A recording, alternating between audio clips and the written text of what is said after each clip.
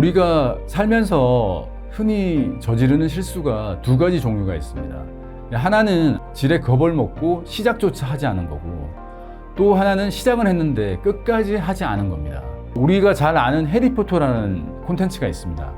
사실 그 콘텐츠가 세상에 빛을 보기까지 12번의 출판사에서 퇴짜를 맞았어요. 근데 그 작가가 만약에 13번째 출판사를 찾지 않았으면 우리는 그 콘텐츠를 접할 수 없었을 겁니다. 그러니까 12번이 아니고 13번 될 때까지 한다는 그럼에도 불구하고 정신의 발현이라고 봐야 되겠죠. 어려움이 있는 건 사실입니다. 하지만 변화하는 시대에 또 후회가 덜한 삶을 살기 위해서는 그럼에도 불구하고 이 마음가짐이 도전하는 삶의 제일 우선시되는 자세가 아닐까. 저는 그렇게 생각합니다. 안녕하세요. 저는 양성필입니다. 저는 현재 27년 차 회사원이고요. 그리고 회사 활동과는 별도로 7가지 부캐 활동을 하고 있는 또 엔잡러이기도 합니다. 저는 무엇보다 저의 버킷리스트에 있는 목록들을 전부 다 한번 실천하겠다, 이런 마음가짐으로 늘 열정, 도전, 설렘이 있는 삶을 살고 있습니다. 2021년을 기준으로 평균 기대 수명이 83.6세입니다. 그리고 이 수치는 점점 증가하고 있습니다.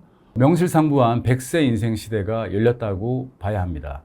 예전에는 저희가 학업, 직장, 은퇴 이렇게 3단계, 인생의 3단계 공식이 성립하던 때가 있었습니다. 말하자면 15년에서 20년 정도 공부하고, 그 다음에 한 30년 정도 직업 또는 직장 생활을 하고, 그리고 은퇴해서 한 10에서 15년 정도 이렇게 유유자적한 삶을 살다가 생을 마감하는 이런 공식이 통하던 시대인데, 지금은 이제 인생 2막, 3막이 선택이 아니고 필수가 되어가는 시대로 바뀌고 있습니다.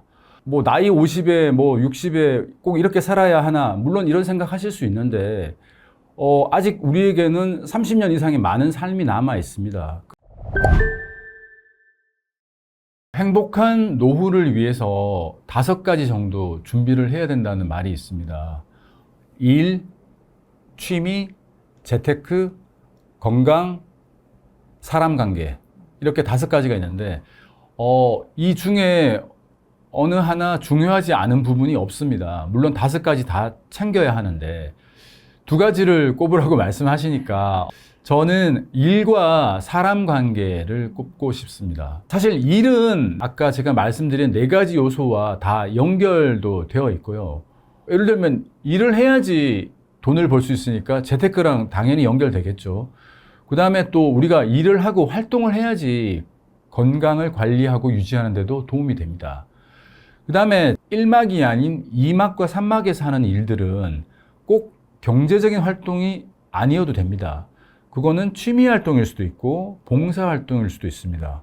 그걸 통해서 우리가 더 보람을 찾고, 또 꼭 취미 봉사가 수입과 연결되지 말라는 법도 없거든요. 그래서 일을 하는 게 되게 중요하다, 이 말씀 꼭 드리고 싶고, 2번째는 사람과의 관계입니다. 이건 조금 이제 다른 측면인데, 이게 나이가 들어서 친구도 없고 가족에게 외면받는 삶을 살고 있다면 이건 정말 슬픈 인생이거든요. 너무 먹고 사는데 바빠서 좀 가족하고 잘 지내지 못했다면, 저도 그랬습니다. 그래서 요즘 많이 노력 중인데 얼마나 회복했는지는 잘 모르겠습니다만 열심히 노력하고 있고요.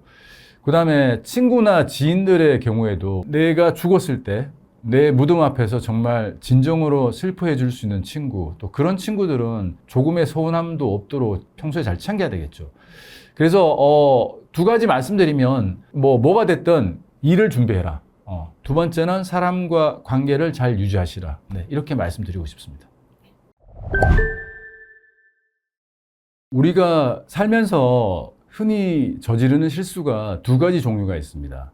하나는 지레 겁을 먹고 시작조차 하지 않은 거고, 또 하나는 시작은 했는데 끝까지 하지 않은 겁니다. 제가 보기에는 2가지로 결국 나눠지는 게 아닐까, 이렇게 생각합니다.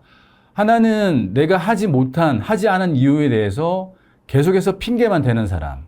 또 다른 부류는 어떠한 어려움이 있더라도 그럼에도 불구하고의 정신으로, 의지로 생각하고 행동하는 사람. 우리가 잘 아는 해리포터라는 콘텐츠가 있습니다. 사실 그 콘텐츠가 세상의 빛을 보기까지 12번의 출판사에서 퇴짜를 맞았어요. 근데 그 작가가 만약에 13번째 출판사를 찾지 않았으면 우리는 그 콘텐츠를 접할 수 없었을 겁니다. 그러니까 12번이 아니고 13번 될 때까지 한다는 그럼에도 불구하고 정신의 발현이라고 봐야 되겠죠. 뭐 어려움이 있는 건 사실입니다. 하지만 변화하는 시대에 또 후회가 덜한 삶을 살기 위해서는 그럼에도 불구하고 이 마음가짐이 도전하는 삶의 제일 우선시되는 자세가 아닐까. 네, 저는 그렇게 생각합니다. 사람들이 목표가 주어지면 항상 무엇을 해야 되겠다는 생각보다 어떻게 해야 되겠다는 생각이 좀 앞서거든요. 제가 질문을 해봅니다. 주변 사람들에게. 그래서 인생 2막이 하고 싶은 게 뭐야? 구체적으로 한번 얘기해봐 하면 그걸 선뜻 망설임 없이 대답할 수 있는 사람이 많지 않습니다. 왜냐하면 구체적으로 생각해 본 적이 사실 별로 없거든요. 그리고 생각하는 것과 글로 써서 남겨두는 것은 완전 다른 문제입니다. 제가 아까 말씀드렸듯이 버킷리스트를 작성하고 안 하고는 상당히 큰 차이가 있습니다. 이 글로 쓸 수 있다는 거는 생각이 그만큼 구체적으로 왔다는 거거든요. 무엇을 해야 될지 모르는데 어떻게가 무슨 소용이 있겠습니까? 자, 무엇을 해야 되는지, 내가 무엇을 원하는지를 먼저 결정하면 그 다음에 어떻게는 저절로 된다고 생각합니다. 왜냐하면 우리 뇌가 어떻게든 그 방법을 찾아서 우리를 그쪽으로 인도합니다. 뭐 제가 의사나 뇌과학자가 아니라서 뭐 전문적인 지식은 없지만 우리 뇌에는 RAS라는 망상 활성계라는 게 있다고 합니다.